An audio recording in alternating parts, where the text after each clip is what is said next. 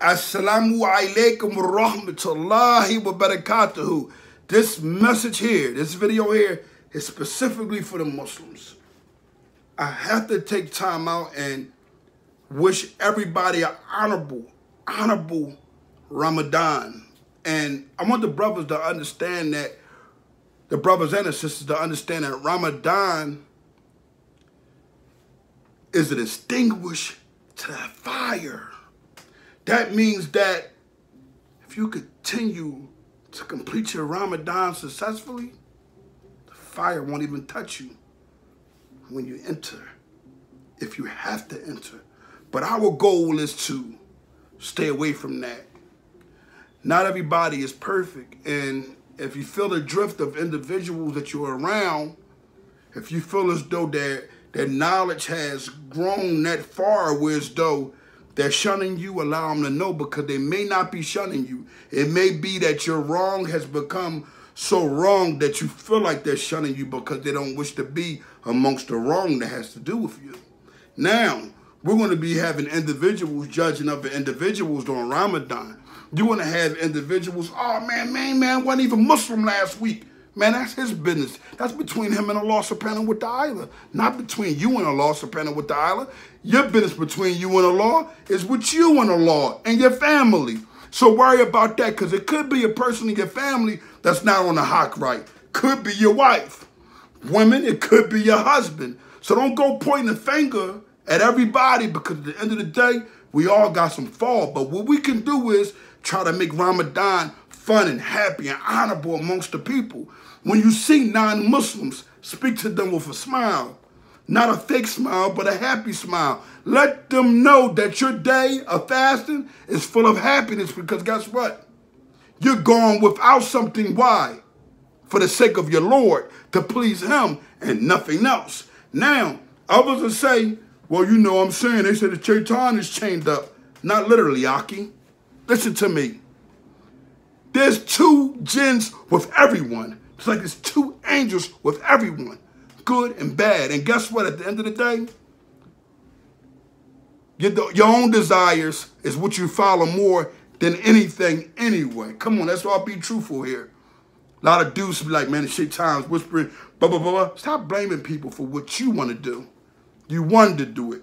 But the Prophet Muhammad, sallallahu alaihi wasallam, did say this, that what surrounds the hellfire is so easy to do, but what surrounds paradise seems so difficult for us to do, because our soul desires to do the wrong more than the good.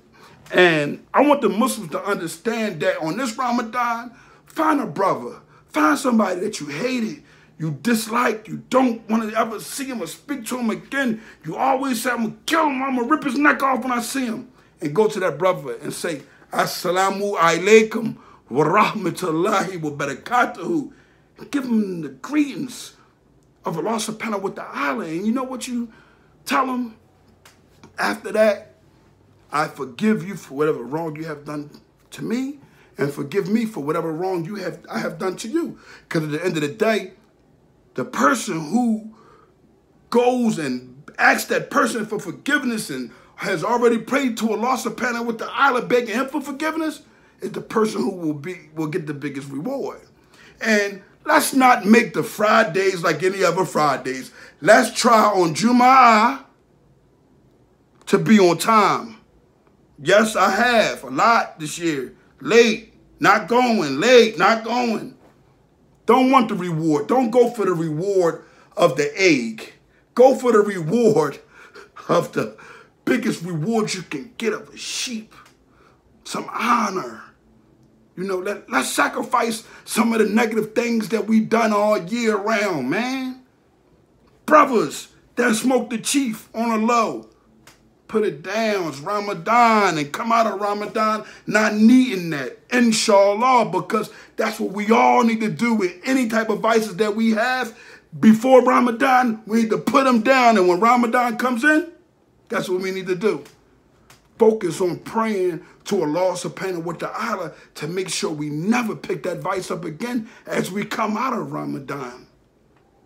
Don't walk around with your face all burnt up. I don't care who you see. If it was a guy, you was fighting with a guy who tried to kill you before.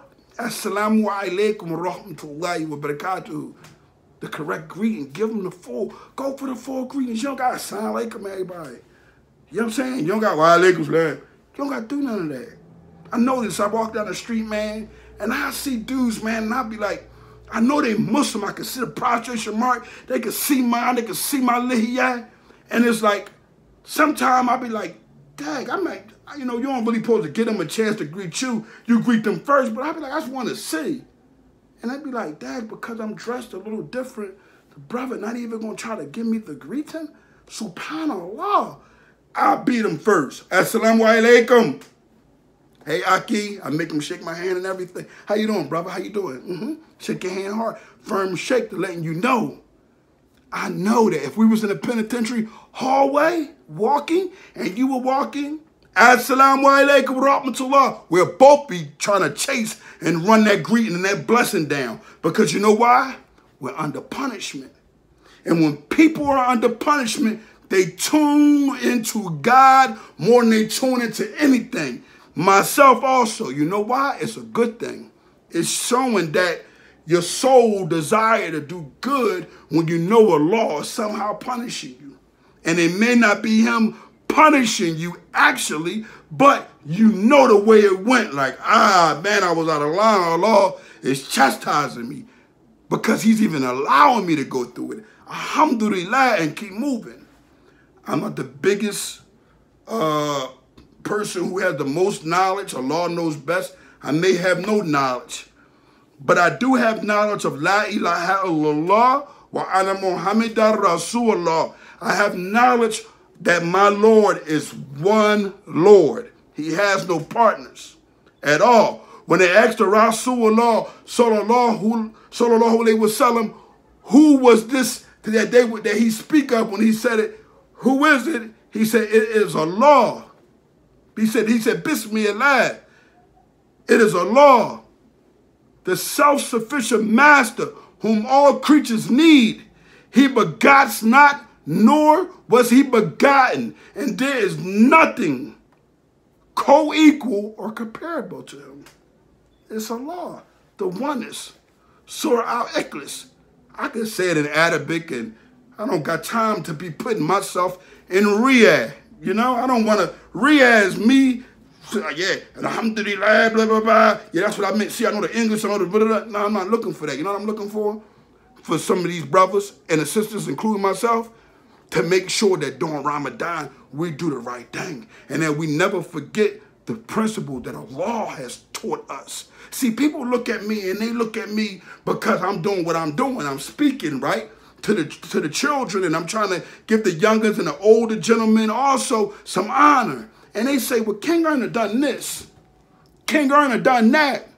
Oh, man, Kingearner was a piece of trash. He done this. Let me give you an example of something. You think there would be an Honor Your Life campaign if I wasn't all them negative things in the past? Huh? If I didn't do the things that I've done in the past, do you think there would be an Honor Your Life campaign? It wouldn't be. You know why?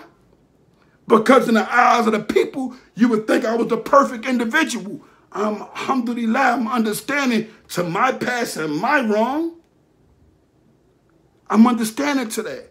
People bring up negative things that they seen other Muslims do to me, trying to put me out there in a negative light, trying to say as if I'm a woman beater. But none of these individuals, none of them, can bring another woman forth to ever say that Kingearner put his hands on them. Everybody make mistakes. But at the end of the day, the reason why these individuals want to go down and try to bite down on my mistake, because they know my power. And you know what they know?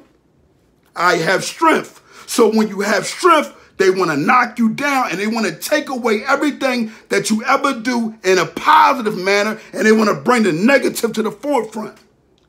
Well, I'm here to tell the world I've done many of wrong things to human beings, period. But I never, ever, ever was a woman beater, meaning a guy who went around beating on women. Ask anybody that know me. I always fought men Men. No woman can ever come forth and say, me too, me too, me three, lack. It won't happen like that. You know how it will happen? We heard about the brother made a mistake. A terrible mistake. But Allah is Akbar, because guess what? That brother was able to be forgiven for that mistake. And also, guess what? That brother was reunited with the woman that he loved so hard at that time. So when we speak of wrongdoings, you consider anything I done before I done the good, it was wrongdoing intentionally. There's no excuses for anything bad that you do. Just like it's never going to be an excuse for the good that you have done. You have individuals that's worried about my sins, but not one of them individuals have held themselves accountable for their wrong publicly. You know why they wouldn't bring it up publicly? Any wrong they done? They don't have the heart nor the strength to do what Kingearner do. I'm able to speak to women, go to schools, talk to children and tell them, listen, youngin, domestic violence ain't what it is, homie. I'm able to do that. Yo, little bro, playing with guns, shooting people, that ain't what it is, homie. I'm able to do that. I'm qualified. You see, I'm qualified. The reason why I'm qualified, because I went through those things. I dealt with the most pain in those areas than anywhere, but they won't talk about the struggle that I've been through, huh? They won't talk about all the nights where I was on a run and I had to sleep on the floor and I had to move silently in order to eat, to see my daughter and to see my ex-wife, huh? They're not going to put the part up how she cried and begged because she knew that I was being treated wrong because I'm not this negative individual that they tried to put me out to be. You got to begin to understand that when it comes down to Islam and it comes down to your people and it comes down to love, you got to keep it a buck all the way around the board. You can't be a Muslim and say, oh, one thing Kingearner done, I don't like. No, you want to pick with Kingearner because you know Kingearner's stronger than you. Huh? This is what all that is about. You're scared of the fact that I am more of a man than most of these individuals that care to talk behind my back. Because I can say whatever I want to say to their faces. You see? Social media has become a place of haram for all the Muslims. It's become more of a dunya than the real dunya is. But yet we brace onto it and we hold on to it. I'm going to let you know that Allah subhanahu wa ta'ala, I don't remember or take an account of super positive, the best positive of men. I don't remember it coming out of that when he grabbed Umar radiallahu anhu, who also smacked his sister, who also smacked her boyfriend when they were reciting the Quran and talking Islam. But you guys talk Islam. Nah, y'all want to persecute me like Umar. Y'all want to shoot me with an arrow far away. The arrow at Shaitan. Y'all want to put it in my heart like y'all done Umar. Y'all act like I was the only individual in this world that ever made a mistake. But all of y'all make y'all mistakes and hide them when I bring mine to the forefront. And I'm a man on all levels. Y'all hate that. Y'all hate that the Honor Your Life campaign is strong. Y'all hate that I'm able to admit my wrongs and stand here and accept that and still continue to work and help the children and help the women in my community.